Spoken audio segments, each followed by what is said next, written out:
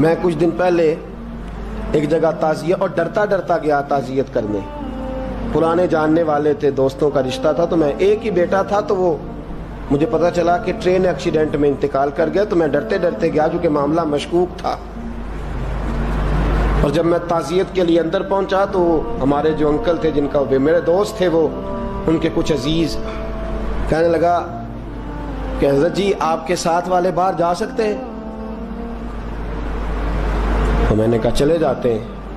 میں دوستوں کو گاڑی میں بھیج دیا، اور جب میں نے اس سے بات چیت کی، کہنے لگا میرا بیٹا ایکسیڈنٹ تو میں نے بنایا ہے، وہ تو خودکشی کر کے مرا ہے. شادی کے 11 سال بعد خدا نے ایک بیٹا دیا تھا، اور مجھ سے غلطی یہ ہوئی، میں نے کہا میرے بیٹے کو تکلیف کوئی نہ آئے. اس کے منہ سے جو نکلا میں نے اسے دیا، جو اس نے مانگا میں نے دیا. کہتا ہے جو شخص 16,000 مہینے کا کمائے اور بیٹے کو 40,000 کا موبائل خرید کے دے، کہتا ہے میں نے ہر سہولت اسے دی. پھر ایک امیر کی لڑکی سے یونیورسٹی میں پڑھتے ہوئے اس کا تعلق بنا. بچی کے میسج بھی میں نے اپنے موبائل، اس بچے کے موبائل میں دیکھے، اور اس لڑکے نے جو میسج سینڈ کیے وہ بھی میں نے دیکھے. پھر میں گھر پہنچ گیا، میں نے بیٹے سے منتیں کی کہ بیٹا وہ ہمیں رشتہ نہیں دیں گے، ہماری برادری بھی چھوٹی ہے اور ہمارے جیب میں پیسے بھی کوئی نہیں. پھر میں ان کے گھر گیا، بیٹا نہ مانا، اور میں نے اس شخص کو بلا کے کہا تیری بیٹی کے میسج ہیں، خدا را خیال کر، اور تیرے تو 7 بچے ہیں، میری گود میں تو ایک ہی پھول کھلا ہے، میں کدھر جاؤں، خیال کر.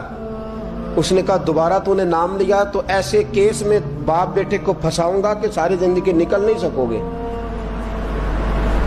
نے کہا میں نے بیٹے سے کہا کہ بیٹا میں نے پگڑی تک رکھی ہے پر مجھے رشتہ نہیں ملا، تو باز آ جا.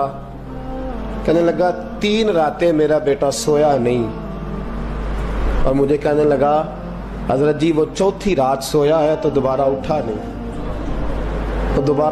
مجھے کہنے لگا مجھے اجازت دو کہ میں اس بیٹی کو بھی قتل کر دوں اور اس کا باپ بھی قتل کر دوں، میرا تو گھر اجڑ گیا نا. وہ کہنے لگا میں کبھی کبھی دوستوں کے پاس جا کے رات گزار لیتا ہوں اور میں اپنے دل کو سکون دے لیتا ہوں، لیکن اس کی ماں اس کے جوتے سینے سے لگائے پھرتی ہے، اس کی اماں اس کے پرانے کپڑے لے کے سینے سے لگائے پھرتی ہے. کہنے لگا حضرت جی کوئی کوشش کرو، کوئی دعا کرو کہ اللہ مہربانیاں کرے. میں کہہ تو نہیں سکا ان سے، لیکن میرے دل میں خیال آیا کہ کس نے کہا تھا کہ بچہ یونیورسٹی میں کو ایجوکیشن میں داخل کراؤ، کس نے کہا تھا کہ اس کے ہاتھ میں آگ کا انگارہ دو.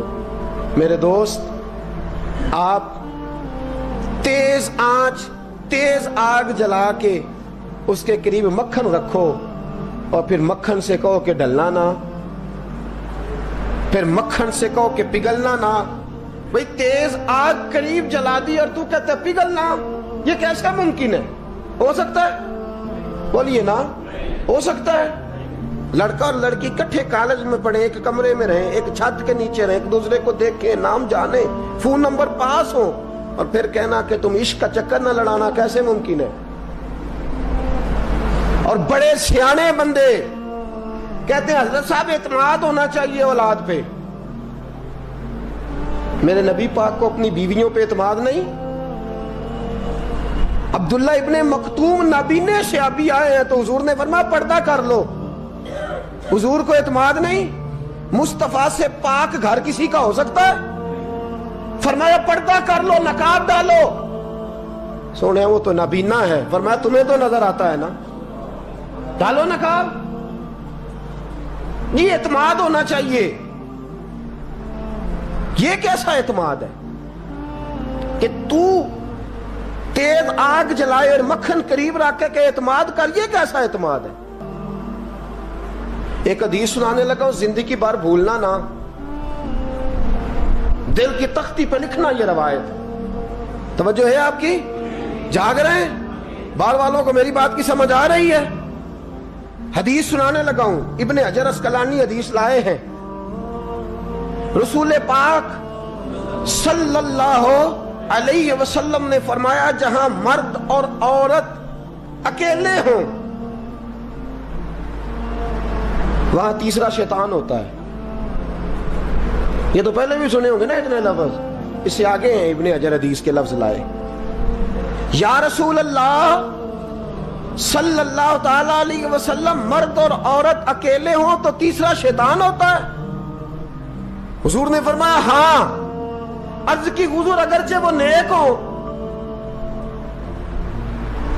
جاگ رہے نا آپ لوگ؟ اگرچہ وہ جہاں مرد اور عورت اکیلے ہوں وہاں تیسرا شیطان ہوتا ہے. حضور اگر وہ نیک ہوں لکھ لو دل کی تختی پر. میرے رسول نے فرمایا اگر عیسیٰ کی ماں مریم بھی ہو اور زکریا کا بیٹا یحییٰ بھی ہو تو میں ان دونوں کو بھی اکیلا بیٹھنے کی اجازت نہیں دے سکتا. فرمایا عیسیٰ کی ماں مریم جو رہی مسجد میں، پلی مسجد میں، جس کی پاکیزگی کا اعلان قرآن کر رہا ہے، عیسیٰ کی ماں مریم.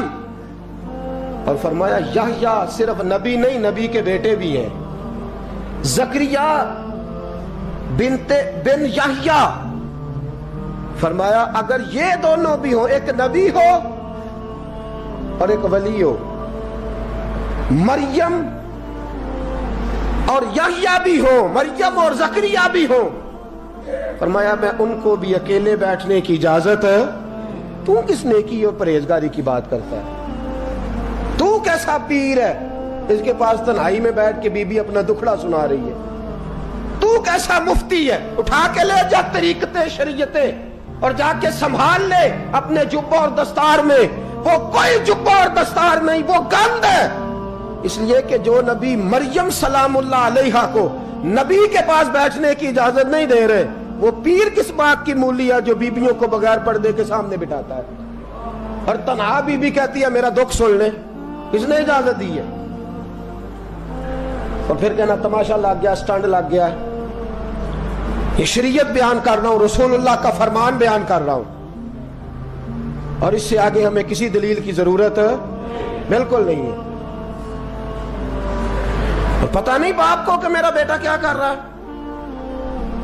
اندھی ہے وہ ماں جس کی بیٹی سارا دن نیٹ پہ بیٹھی رہتی ہے، اس کو خبر نہیں کیا ہو رہا. اور جب آگ گلے تک آتی ہے نا، داڑیاں جب جلنے لگتی ہیں تو ہمیں خیال آتا ہے یہ کیا بن گیا. اور جب ماں کا دوپٹہ کھینچنے لگتا ہے نا سگا بیٹا کہ چل میرا رشتہ مانگ، پھر اس کو پتا چلتا ہے کہ یہ تو معاملہ ہی بڑا خراب کر لیا میں نے. میرے دوست، جوانی زیادہ پیسے کمانے کا نام نہیں. اگر تو قیمتی کپڑے پہنتا ہے تو تو جوان نہیں. تو 50 کلو وزن بائیں ہاتھ سے اٹھا لیتا تو تو جوان نہیں. اگر تو ڈگریوں کا ڈھیر لگایا ہے اور تیرا دراز اور الماری بھر گئے ہیں تو تو جوان نہیں. اور اگر تو نے اپنے خاندان اور معاشرے میں اونچا افسر بن کے نام کما لیا تو جوان نہیں. جوان اس کو کہتے ہیں جس کی جوانی پاکیزہ ہوتی ہے. جوان اس کو کہتے ہیں جس کی نظر جھکی ہوئی ہوتی ہے. جوان اس کو کہتے ہیں جو حیا کا پتلا ہو. جوان اس کو کہتے ہیں جو شرم کا پیکر ہو. جوان اس کو کہتے ہیں جس کی نظر سے معاشرے کی بہو بیٹیاں بچی ہو. جوان وہ ہوتا ہے، جوان بھی ہو پاکیزہ بھی ہو، جوان وہ ہوتا ہے کہ میرے رسول پاک نے فرمایا صبح قیامت اللہ عرش کے سیدھے جانب جوان کھڑا کرے گا. 30 سال کا جوان، چڑھتی جوانی، خوبصورت آنکھیں، روشن چہرہ، اس کا وجود طاقت والا. نبی آگے بڑھ کے پوچھیں گے یا اللہ یہ کون ہے جو تیرے دائیں جانب کھڑا ہے؟ اللہ فرمائے گا یہ وہ جوان ہے کہ خوبصورت عورت نے اسے کہا تھا میرے ساتھ منہ کالا کر لے، پر اس نے نظر جھکا کے کہا تھا انی اخاف اللہ. نہ بھائی میں تو اپنے اللہ سے ڈرتا ہوں. فرمایا یہ پاک جوانی والا ہے، یہ حاجی نہیں، نمازی نہیں، یہ ولی نہیں، یہ صوفی نہیں، یہ وہ نہیں جو غوث زمان ہو، قطب دورہ ہو، پیر طریقت نہیں، مفتی وقت نہیں. یہ خالی جوان ہے پر پاک جوانی لے کے آیا ہے. یہ خالی جوان ہے پر پاکیزہ جوانی لے کے آیا. یہ خالی جوان ہے پر اس کی نظروں میں حیا بڑی ہے.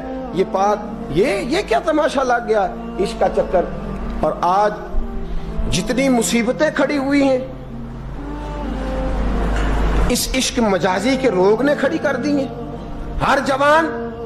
ہمارا ایک بچہ تھوڑے دن پہلے اس علاقے کا محمد طیب نام کا شہید ہو گیا.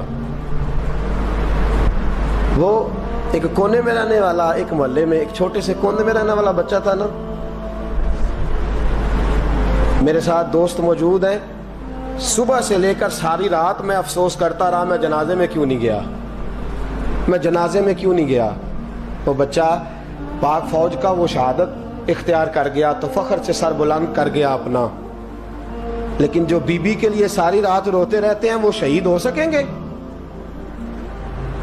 جو ساری رات ٹھنڈ میں کھڑے ہو کے عورت کے ساتھ گفتگو کرتے رہتے ہیں اور جو سارا دن دل میں گند رکھتے ہیں بی بی کے لیے، ان کے ہاتھ میں تلوار آئے گی؟ یہ بہو بیٹیوں کی عزتیں بچا سکیں گے؟ عافیہ صدیقیہ جیلوں میں جل گئی امریکہ کی، اور وہ جب بھی خط لکھتی تھی کہتی تھی کوئی محمد بن قاسم نہیں بچا، وہ کہتی تھی کوئی شہاب الدین غوری نہیں بچا. اور وہ جب بھی، اب تو خیر اس کا ذہنی توازن ہی کام کرنا چھوڑ گیا، وہ بی بی جب بھی خط لکھتی تھی نا اہل پاکستان کو تو کہتی تھی پاکستان والوں بتاؤ کیا تمہارے اندر کوئی بھی خالد بن ولید کا ماننے والا نہیں؟ کیا کوئی نہیں تمہارے اندر جو علی کے نام کا نعرہ لگانے والا ہو؟ کوئی نہیں بچا جو فاروق اعظم کی سیرت کو فالو کرنے والا ہو؟ کوئی لاؤ جس کے ہاتھ میں تلوار ہو اور مجھے سمجھ آئے کہ یہ وہ ہے جو حسن اور حسین کا نام لینے والا ہے.